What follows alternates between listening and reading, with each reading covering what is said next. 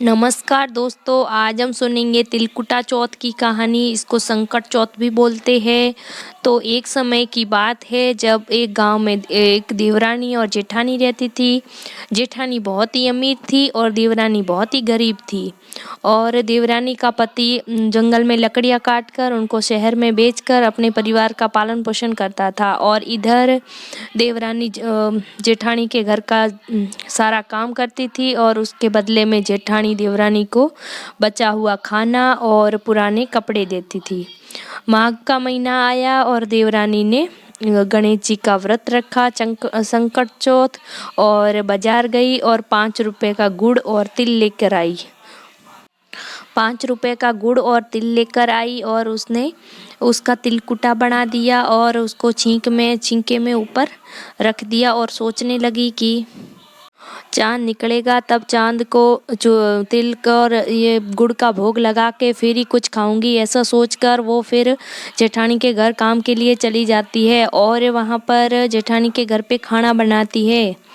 और फिर खाना बनाने के बाद वो जेठानी के बच्चों से जाके पूछती है, बच्चों खाना खा लो। तभी बच्चे कहते हैं कि हम तो मम्मी के साथ ही खाएंगे, जब मम्मी खाएगी तभी हम खाएंगे। फिर वो देवरानी अपने जेठ जी से पूछती है कि जेठ जी आप खाना खा लीजिए। तभी उसका जेठ बोलता है कि मैं अकेले नहीं खाऊंगा, हम सब साथ में खाएंगे। और फिर जेठानी देवरानी से कहती है कि आज तो अभी तक किसी ने खाना ही नहीं खाया है, फिर मैं तुम्हें पहले खाना कैसे दे दूं। तुम कल सुबह जल्दी आ जाना और बचा हुआ खाना ले जाना। और इधर देवरानी के बच्चे और उसका आदमी खाने का इंतज़ार कर रहे होते हैं और बच्चे सोच रहे होते हैं कि आज तो त्यौहार है, तो आज तो मम्मी आएगी और पकवान लेकर आएगी। फिर वो आती है और फिर बच्चों को पता चलता है कि उन्हें खाने के लिए आज तो सूखी रोटी भी नहीं मिलेगी। तब वो बच्चे रोने लग जाते हैं। फिर दोनों ही बच्चे रोने लग जाते हैं तो फिर उसके आदमी को बहुत गुस्सा आता है और कहता है कि जब पूरा दिन काम करके तुम 2 रोटी नहीं ला सकती तो फिर तुम्हारा काम करने का क्या मतलब है। और फिर कपड़े धोने का लेता है और उससे उसको मारता है। और जब वो कपड़े धोने का पट्टा टूट जाता है तो एक फट्टा उठाता है और उससे मारता है। फिर देवरानी रोती हुई गणेश जी को याद करती है और पानी पीकर सो जाती है। और फिर रात को उसके सपने में गणेश जी आते हैं और बोलते हैं कि धोखे से मारी, फट्टे से मारी, जाग रही हो या सो रही हो। तो फिर वो कहती है कि थोड़ा जाग रही हूँ, थोड़ा सो रही हूँ। फिर गणेश जी बोले कि भूख लगी है, क्या खाऊं। तभी वो देवरानी बोलती है कि क्या खाओगे, मेरे पास तो कुछ भी नहीं है। एक छिंके में थोड़ा सा वो भोग के लिए तिलकुटा रखा हुआ है, वो जाके खा लो। तभी गणेश जी छिंके पे जाते हैं और थोड़ा तिलकुटा खा लेते हैं और फिर वापस आके बोलते हैं कि निपटन लगा है, कहाँ निपटूं। फिर वो कहती है कि इतना घर पड़ा है, जहाँ मन चाहे निपट लो। और फिर गणेश जी फिर से आते हैं और कहते हैं कि अब इसको कहाँ पोंछूं। तो उसको गुस्सा आता है और बोलता है कि कब से तंग कर रहे हो, लाओ मेरे माथे पे पोंछ लो। और तब वो गणेश जी माथे पे पोंछ लेते हैं। और जब वो सुबह उठती है तो देखती है कि उसका घर पूरा, वो आश्चर्यचकित हो जाती है और उसका पूरा घर हीरो मोतियों से जगमगा रहा होता है। पूरा घर हीरा मोती और जवाहरातों से भरा हुआ देखकर वो हैरान हो जाती है और उनको देखती रह जाती है। और फिर उठ के आईने की तरफ जाती है और देखती है तो उसके सर पर भी हीरे और मोती लगे हुए होते हैं। और वो फिर आईने में खुद को देखती रह जाती है। फिर इधर जेठानी इंतज़ार कर रही होती है कि देवरानी काम पर क्यों नहीं आई। और फिर वो अपने बच्चों से कहती है कि बच्चों जाकर चाची को बुला के ले आओ।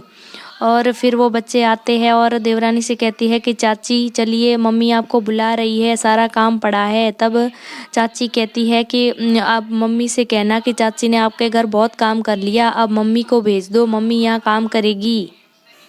फिर बच्चे भागते हुए अपने घर पर जाते हैं और अपनी मम्मी को सारी बात बताते हैं कि चाची का घर तो पूरा हीरो जवाहरातों से भरा हुआ है। फिर जेठानी भागती हुई देवरानी के घर जाती है और पूछती है कि ये सब कैसे हुआ। तभी देवरानी गणेश जी की महिमा बताती है कि सारा ये गणेश जी ने किया है, मैंने तो सिर्फ व्रत रखा था। और फिर जेठानी भागती हुई घर जाती है और अपने पति को कहती है कि मुझे आप कपड़े धोने वाले धोखे से मारिए और फट्टे से मारिए। तभी उसका आदमी कहता है कि मैंने तो कभी तुझे नहीं मारा, फिर कैसे मारूं। फिर वो ज़्यादा जिद करती है कि नहीं मारो आप, और फिर उसका आदमी उसको धोखे और फट्टे से खूब मारता है। और फिर मारने के बाद वो खड़ी होती है और रसोई में जा कर के बहुत सारा घी डालकर चूरमा बनाती है और उसमें मेवे डालती है और फिर उसको ले जाके छींक में रख लेती है और फिर जाकर सो जाती है। फिर रात को विनायक जी सपने में आते हैं और कहते हैं कि धोखे से कुट्टी फट्टे से मारी, जाग रही हो या सो रही हो। तब वो कहती है कि थोड़ा जाग रही हूँ, थोड़ा सो रही हूँ। फिर गणेश जी बोलते हैं कि बहुत भूख लगी है, क्या खाऊं। तभी वो बोलती है कि उस मेरी देवरानी ने तो सूखा तिल और गुड़ ही दिया था, मैंने तो बहुत सारा घी डालकर उसमें मेवे डालकर बहुत अच्छा चूरमा बनाया है, छिंके में रखा है, आप जाकर उसको खा लो। फिर गणेश जी जाते हैं और उस चूरमे को खा लेते हैं और फिर आके बोलते हैं कि निपटन लगी है, कहाँ निपटूं। तभी वो कहती है कि देवरानी के घर तो घास फूस की बनी हुई झोपड़ी है, मेरे तो पूरा महल है, आप जहाँ चाहे निपट लो। फिर वो गणेश जी निपटते हैं और आप वापस आके पूछते हैं अब कहाँ पहुँचूँ। तब वो कहती है कि जेठानी का सर तो बहुत गंदा है और मेरा सर में चमेली का तेल डाला हुआ है, आप मेरे सर में पोंछ लो।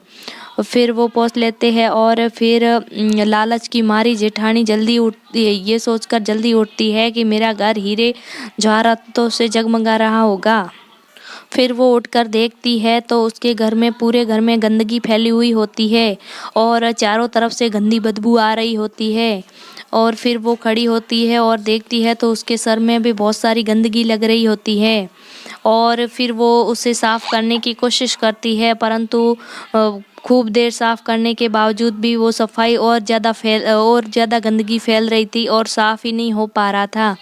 तो फिर वो जेठानी अपने पति को सारी बात बताती है और कहती है कि देवरानी ने तो व्रत रखा और उसको हीरे जवाहरात मिले और मैंने रखा तो मुझे इतनी सारी गंदगी मिली है। तभी उसके पति कहते हैं कि देखा तुम्हारे लालच का क्या नतीजा हुआ, तुम्हारे पास सब कुछ होने के बावजूद भी तुमने ये धन की माया और अपनी देवरानी से ईर्ष्या के लिए ये सब किया, तुमने लालच किया इसीलिए तुम्हें ये नतीजा मिला, तुमने ऐसा क्यों किया। फिर जेठानी गणेश जी के पास जाती है और माफ़ी मांगती है और कहती है कि गणेश जी मुझे माफ़ कर दीजिएगा, मैंने ये सब लालच के मारे किया।